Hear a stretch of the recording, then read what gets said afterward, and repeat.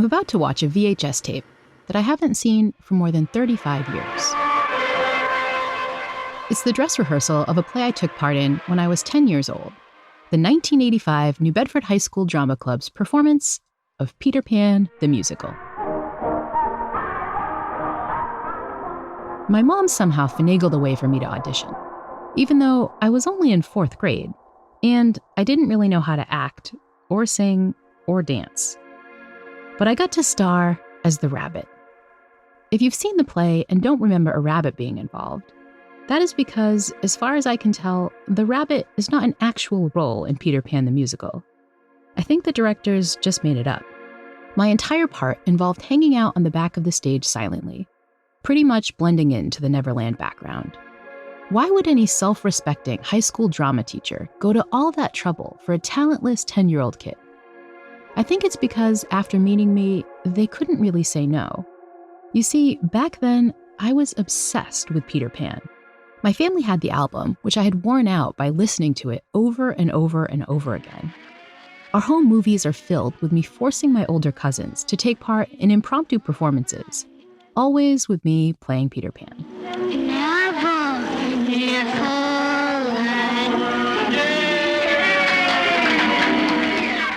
When I was 4, my mom left my newborn brother at home in Massachusetts to take me to Broadway to see the play.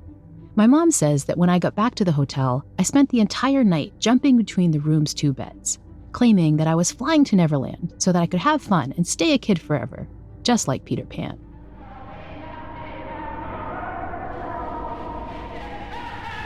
I distinctly remember my mom's reaction that night. As I was jumping from mattress to mattress, she couldn't hold back tears. When I was a kid, I never really understood why.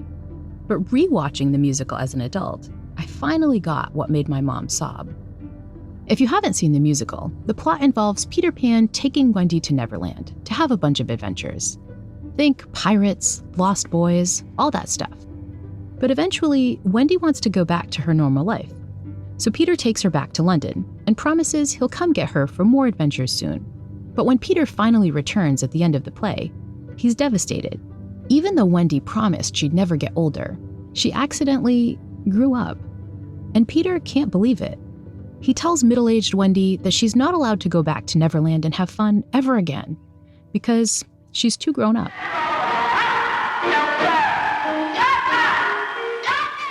Watching the play in my 40s wasn't as fun as doing so as a kid. In a turn of events that would surely be mind-blowing to my 10-year-old self, I have gotten old. Like middle-aged Wendy, I now have a job and a mortgage and responsibilities to worry about. Even though I clearly planned to prioritize having fun forever, that didn't really happen. These days, I don't have time to jump around on mattresses or lead fake musical sing-alongs with my cousins. Most of my days are so busy, it doesn't feel like I have time for any fun at all. And that realization is pretty depressing and kind of ironic, because I used to pride myself on being fun. My grad school roommates and I threw goofy theme parties several times a year. My husband and I won our engagement ring playing skee ball in a cheesy beach arcade that was literally called the Fun-orama. I used to have a lot of fun. But lately, not so much. I haven't thrown a ridiculous party in some time, and I haven't been back to that beach arcade in years. In fact, full disclosure, the last time my husband and I did visit, I secretly hid outside while he was wrapped up in some pinball game and answered my work emails. So, what happened? Am I as doomed as middle-aged Wendy was in that musical? Are we all destined to miss out on fun as an inevitable part of getting older? Or are there ways to prioritize a childlike sense of goofiness and adventure well into our later years? In this first ever double episode of the Happiness Lab, we'll learn that it is possible to rediscover how to have fun. And our evidence will come not just from the scientific literature, but from a much more personal experiment.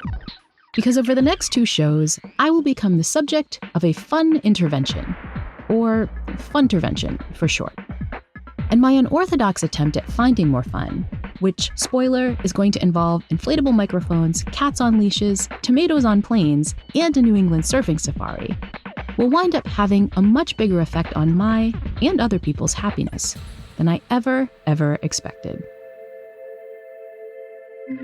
Our minds are constantly telling us what to do to be happy. But what if our minds are wrong? What if our minds are lying to us, leading us away from what will really make us happy? The good news is that understanding the science of the mind can point us all back in the right direction. You're listening to The Happiness Lab with Dr. Laurie Santos.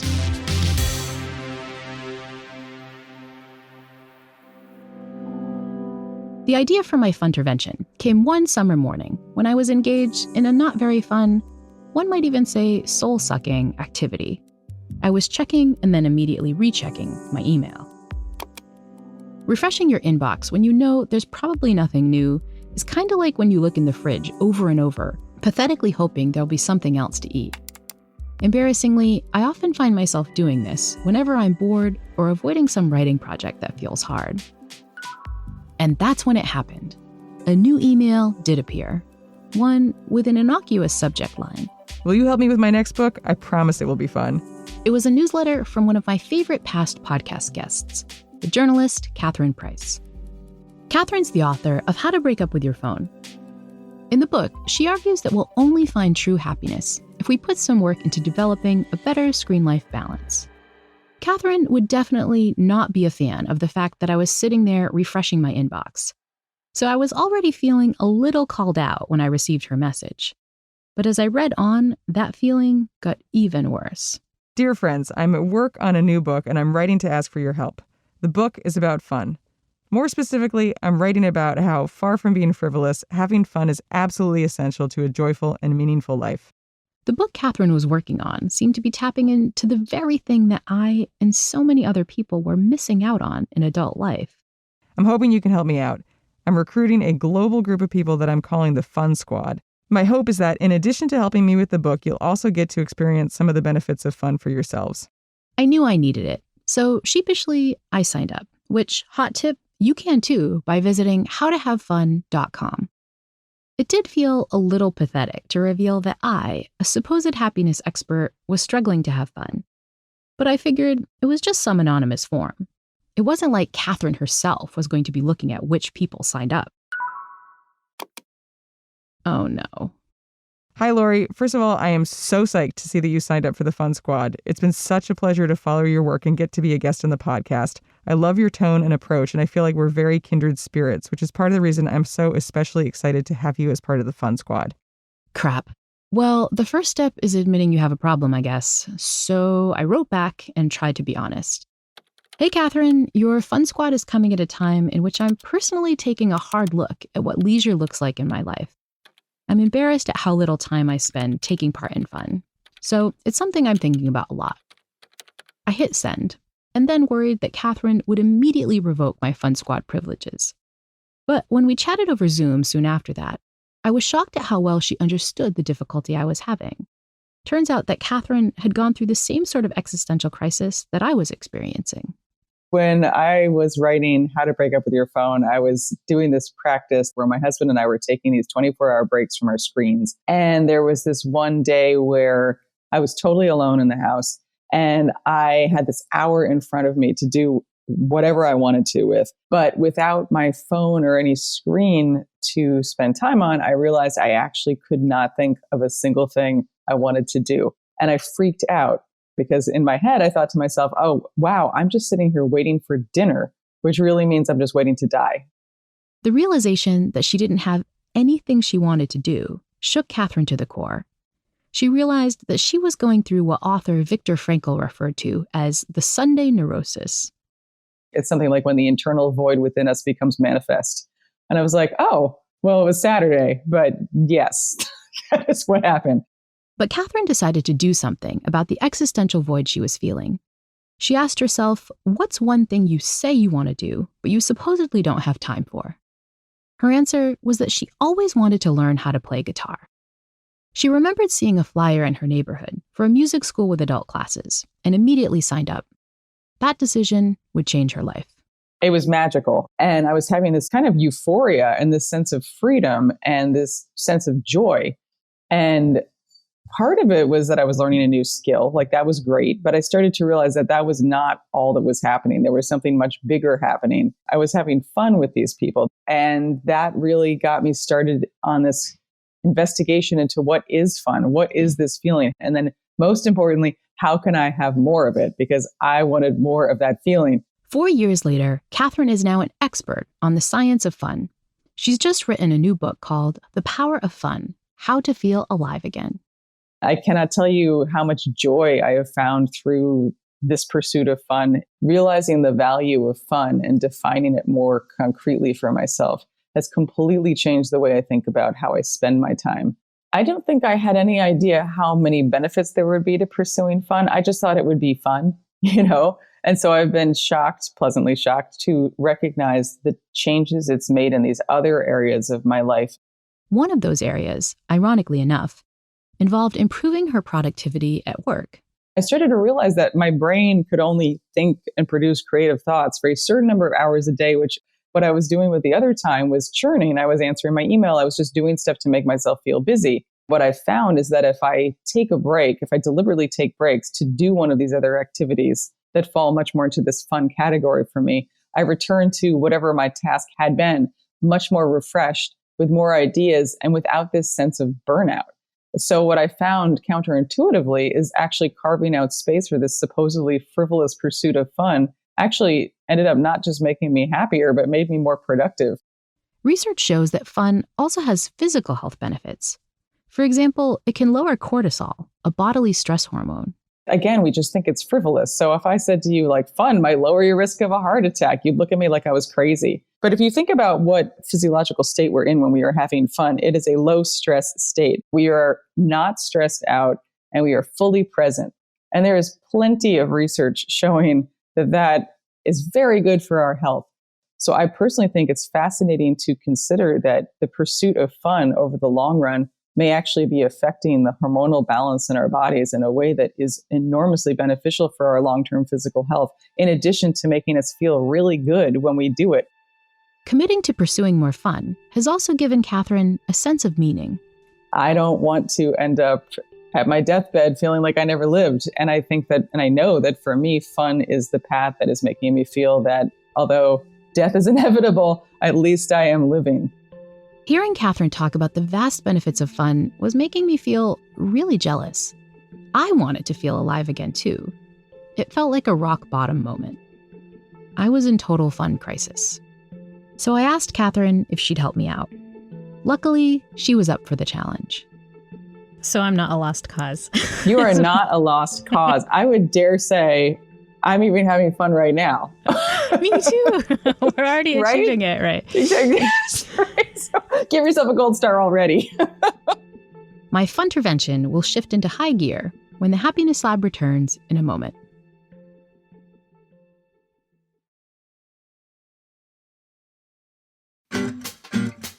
I absolutely love swing dancing. I've always loved swing dancing. I think it is so fun. And if you watch people swing dancing, like, that's fun. Author and fun expert Catherine Price began my Fun-tervention with some tips about what not to do, recalling one of her more unfortunate swing dance partners. This poor guy was so stiff, and I just heard him talking to himself, and he was just going, I'm having fun because this is fun, because this is fun, because we're having fun, over and over again to himself. And needless to say, I don't think he was having fun. You don't want that. That's not our goal here. The good news is that Catherine's Fun-tervention would not involve me gritting my teeth and strong-arming my brain into trying to enjoy something I totally hated. But there was also bad news. Finding more fun in my life was going to take some time, effort, and soul-searching. Are there things that you should do and try if you want to reorient towards fun? Yes, you're going to have to put some effort into this, but it doesn't have to be effort that feels unfun. If it starts to feel like work at any time, then you're on the wrong path. Like, you don't want this to feel like work, but you do want it to feel like, oh, this is interesting. I'm curious about this. I'm enjoying this process. That's what our goal is. Part of that curiosity involves overcoming the misconceptions that so many of us have about what actually feels fun. As we chatted, I realized I often use the term fun when I don't really mean it. Like, what a fun dinner party, when in reality, I couldn't wait to get home. I've even wielded the words, "that was so fun," to describe an at best meh Zoom meeting. We use fun very casually and sloppily, and that leaves us vulnerable to being manipulated by anyone who tells us their product or service is fun. We will say, oh yeah, I'll do that because it's for fun, because we just think anything we don't do for work or leisure time, it must be fun. But if you actually think about the things that you're doing for fun and then investigate how it's making you feel emotionally and physically, you may realize that it's not actually making you feel that good. When Catherine began the research for her Power of Fun book, her first task was to define this elusive concept. We don't have a good working definition of what fun is. And as a result, we don't take it seriously. There is very little scholarly work that's been done, or academic work or scientific research into fun, because, it makes sense. How are you going to study something if you don't have a definition for it? I did my own literature search, and Catherine's right. There's lots of scientific work on happiness, but there are surprisingly few papers on fun. If you do the standard scientific database search for the word fun, one of the top hits is a paper entitled "Putting the Fun in Fungi, Toenail Onychomycosis." Not fun at all. And so to develop her own definition of fun, Catherine called upon her Fun Squad, that group of 1,000 or so people like me who'd signed up to help out with her new book. Catherine asked the Fun Squad to describe their own experiences with fun. I think I had a very technical way of phrasing the question, which was basically like, tell me about 3 times that you would describe as so fun. She got back hundreds of examples. People talked about memories of squishing mud through their toes, or playing drums with their grandkids, or church dances, or playing fetch with a particularly cute dog, or summer days on the lake laughing with friends. Catherine was surprised by how varied the experiences were, but also that these very different examples seemed to touch on the same 3 themes over and over again. What I call true fun is the confluence of playfulness, connection, and flow. Playfulness, connection, and flow. Let's look first at playfulness, which Catherine describes as a feeling of being out of the normal responsibilities of life. You don't have to actually be playing in the way of like playing a board game or playing with a child, but a playful spirit. You don't care too much about the outcome. You're carefree. You're doing it just for the sake of doing it, and it's very intrinsically motivating. But you can bring a playful spirit to things that you wouldn't think are play. You can have a playful spirit and engage in play at work, for example. So we shouldn't be so strict about what we consider potentially playful. We should, however, be strict about making sure we find ways to get more playfulness in our lives, especially if we care about our mental and physical health. Because the science shows that play not only feels nice, it's also good for our bodies and our brains. Studies find that people who play more often are less susceptible to chronic conditions like dementia and heart disease. There's also evidence that playfulness is linked with increases in what's known as brain-derived neurotrophic factor, a protein that's linked to nerve growth. This connection between play and brain development is one of the reasons that many animals seem to play so much in childhood, the very time in which we grow the most new neural tissue. The second component of fun is something we talk about a lot on the Happiness Lab: connection. That feeling of social togetherness and a sense that we're sharing experiences with those around us. When Catherine surveyed her Fun Squad, she found that nearly all of their examples of true fun involved activities done with other people. And that was true even for introverts. A number of people actually said they were surprised because they were a self-described introvert, and yet the experiences they described to me all had other people. Connection is one of the big reasons that fun feels so good. Study after study shows that being around other people increases our positive mood and improves our mental health. One famous well-being study even concluded that spending time with others was a necessary condition for high happiness. Fun definitely helps us tap into our shared humanity, which is something we do not prioritize, but which is enormously important. And I think we all know that intuitively, even if we haven't thought about it, because that's the drive that causes us to do things like spend a lot of time on social media. And that gets us to the third component of true fun: flow. Psychologist Mihai Csikszentmihalyi, the guy who first studied flow, defined it as that state of true immersion that comes when we engage in a challenging activity. Flow is the feeling you get when you're so present and passionately involved in something that time just starts flying by. But not all time flying by is a good thing. Catherine argues that it's important to distinguish between true, honest-to-goodness flow and what Csikszentmihalyi called junk flow. The easiest way to think about it is the difference between being engaged and being hypnotized. So anytime you find your eyes glazing over and 45 minutes passing and you haven't taken a deep breath, you haven't moved, and you're just staring at a screen, the chances are you're in junk flow. And it's very easy to get sucked into that and think, oh, well, I'm looking at Instagram or I'm looking at social media for fun. And oh, I'm in a flow state, but then you don't really feel very good. That's not what true fun is about at all, because true fun, by definition, is an active state. It's not about zoning out. If you're zoned out and you're not fully present, you're not having true fun. That requirement of presence is another reason true fun feels so good. The presence we get from fun pursuits also protects us from the urge to spend time on devices that tend to steal our attention and drain our happiness. If you're having fun, you're not going to want to be on your phone. Like, it's just not appealing. You don't have to use willpower. You just don't want to do it because it's less fun than whatever else you're doing. So playfulness, connection, and flow. Those are the 3 ingredients of fun that I'll be shooting for. If you can have a life that has more playfulness or connection or flow, you're probably going to be on the right track and in a better place than you are now. If you have 2 of those states at once, even better. And if you have all 3 of them at once, I think of it as really being like hitting the bullseye, and you will have a moment that I would consider to be true fun.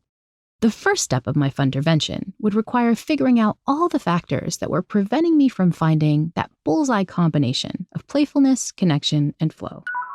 Ah, yes, my phone. Distraction is like kryptonite to fun. And I can assure you that you are certainly not the only person for whom distraction is probably the biggest fun killer in your life, because we all have smartphones and they all have notifications that go off all the time. And we've been conditioned to want to check them all the time, even if they're not notifying us. And anytime you do that, you're pulling yourself out of your present experience and mentally checking out for a second. Catherine noted that distraction was probably also contributing to another problem I've discussed before on this podcast, that I often feel too time famished to do stuff I really enjoy. It's all tied together because the distraction that we're all encountering all the time is making us feel like we don't have much time, which is making us stressed out, which is making us more distractible, which is making us feel like we have no time. Catherine decided that addressing this would be Fun-tervention action item number 1. I had to find ways to train my brain to be a little less distracted. But since this is a Fun-tervention, Catherine thought I should limit my distractions in a way that boosted my playfulness and connection. So rather than focus on avoiding the stuff I shouldn't be paying attention to, my email and notifications and so on, Catherine decided that I should try to focus on more attractive stuff, things that naturally make me feel good. She suggested trying out a practice that she does with a few of her friends, looking for what she calls delights. I asked her what she meant by a delight. Delight is something that makes you feel delighted, Laurie. Her version of the practice started when a friend recommended a book by the poet Ross Gay entitled The Book of Delights. And he wrote an essay every day for a year about something that delighted him. Catherine copied the idea and found it to be, well, delightful. Savoring like good things in the same way that we ruminate about bad things. And I find it's a great way to attract more fun into your life. It did sound like fun to swish a bunch of delightful things around in my brain all day. But I also worried that Catherine didn't fully realize the level of mind distraction her pupil was dealing with. I realized I might need some remedial help before jumping into the delight deep end. So I decided to talk to the poet who inspired Catherine, the guy who literally wrote the book on delights. When we get back from the break, we'll hear all the amazing lessons he shared. We'll see how fun it can be to start noticing all the great stuff in the world. Spring flowers, smiling faces on public transport, the 80s band El DeBarge, and even tomato plants.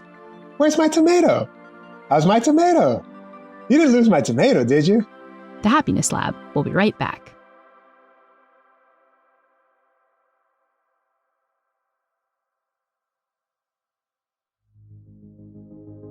I knew finding more delights was going to be tough for someone who's as distracted and overworked as I am.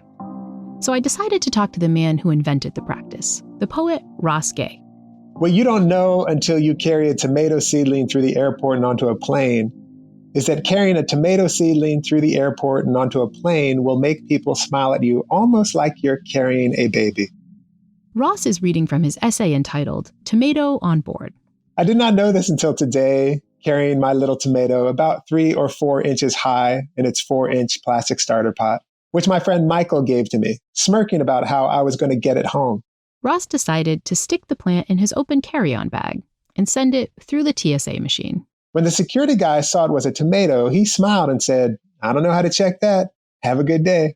But as Ross tried to stick the tomato plant back into his bag, he realized that one of its stems had broken. So I decided I'd better just carry it out in the open, and the shower of love began. Before boarding the final leg of my flight, one of the workers said, "Nice tomato," which I don't think was a come on. And the flight attendant asked about the tomato at least 5 times, not an exaggeration, every time calling it my tomato. "Where's my tomato? How's my tomato? You didn't lose my tomato, did you?" She even directed me to an open seat in the exit row. "Why don't you guys go sit there and stretch out?" When I got my water, I poured some into the little guy's soil. When we got bumpy, I put my hand on the little guy's container, careful not to snap another arm off. And when we landed and the pilot put the brakes on hard, my arm reflexively went across the seat, holding the little guy in place, the way my dad's arm would when he had to brake hard in that car without seat belts to speak of, in one of my very favorite gestures in the Encyclopedia of Human Gestures. Tomato on Board is just one of the many joy-inducing essays in Ross's Book of Delights, an entire book filled with his personal stories of feeling delighted. The idea for the book came when Ross was in Italy, walking on a lovely path and noticing all the wildflowers. He recognized how present he felt when experiencing delight, that feeling of deep pleasure we get when we notice something beautiful or funny or just, well, delightful. Ross wanted to experience that feeling more often and to document it. The thought was, no, you should write an essay every day for a year about something that delights you and see what you learn. He gave himself 3 rules for his new delight project. And they were to do it every day, to write by hand, and to write them quickly. So I drafted them all in 30 minutes. Ross began noticing new delights all the time. And every time he saw one, he'd stick his finger in the air and announce, "Delight." The practice immediately connected him to a lot more joy than he was expecting, which was evident in the sheer number of times Ross laughed out loud as he fidgeted through our interview. But the practice also connected Ross to a host of wonderful, often very specific things that he normally wouldn't have time to notice because of the usual life distractions. Wonderful things like praying mantises and fireflies and the first lilacs of the year, which Ross eloquently refers to as the purple cornets of spring. And the fact that spring not only has lots of lovely flowers like lilacs, but oddly, lots of lovely purple flowers. Hyacinths, bellflowers, irises, those circular puff things I don't really know the name of. It is indeed kind of delightful that they are all purple. The abundance of the purple things, like what kind of a miracle is that, What kind of miracle is that? Ross also found delight in the dumb things our bodies do, like the laughing snort, that sound we make when we guffaw so hard that we wind up sounding like a pig. Which is this really beautiful experience of like, oh, my body did something I didn't mean it to do, but it did it out of a kind of, delight. Ross also started to take delight in the weird things humans do all the time, like giving a high five to a total stranger, and the do-over, when we make a mistake and quickly yell out, "Do-over," and just somehow get to pretend that whatever we just did didn't happen. Ross also finds a lot of delight in music. One essay called Love Me in a Special Way chronicles his appreciation for one of my favorite 80s bands, El DeBarge. Think, to the beat of the rhythm of the night. The essay ends with him hearing El DeBarge playing in the security line at the Philadelphia airport, and then noticing an older man working there scream out to no one in particular, "Hey, is that El DeBarge?" That record was made and I get to listen to it is astonishing. As I shared my own delight in listening to El DeBarge with Ross, he explained that conversations like ours soon became one of the best parts of his project.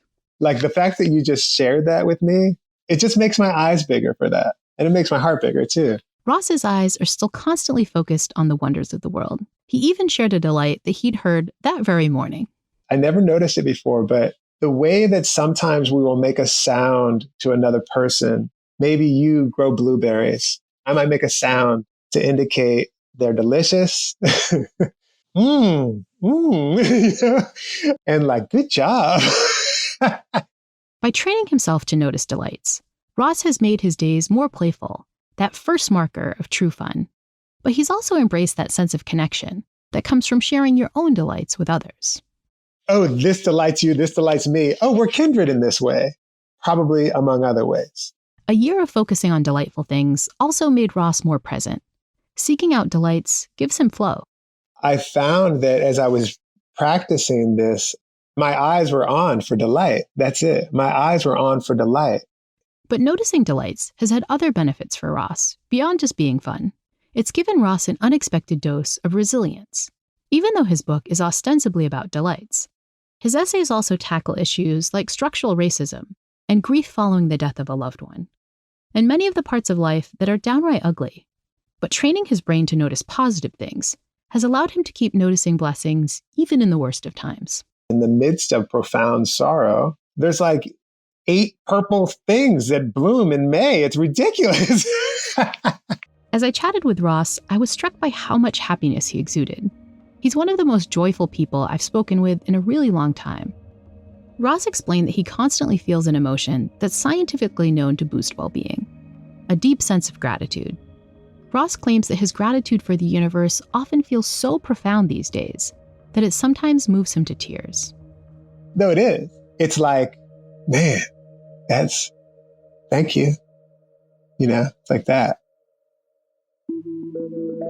Seeing the joy that Ross experienced got me really excited to do my Fun-tervention delight homework. So I bought a crappy notebook and got ready to catalog. Like Ross, I worried that I wouldn't be able to come up with something truly delightful every single day. I also feared that I'd constantly feel like I didn't have time to be focused on sleuthing out all these good things, especially on busier days.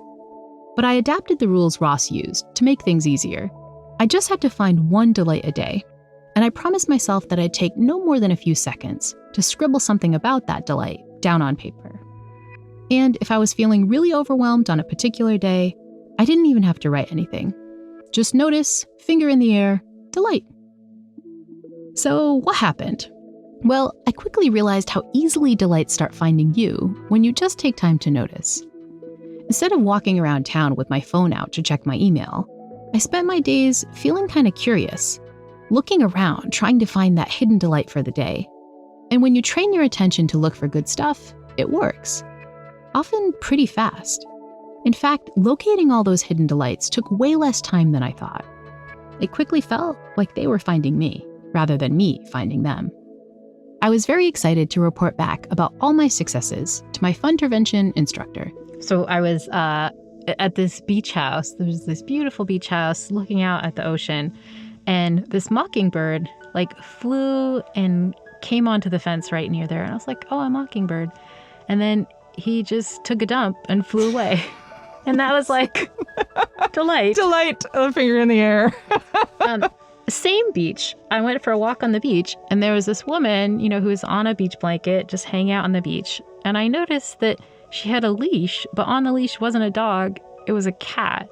She'd brought her cat to the beach, and the cat was just sitting there chilling on the beach. That's delightful. It was wonderful. The cat was on the beach. It was so good.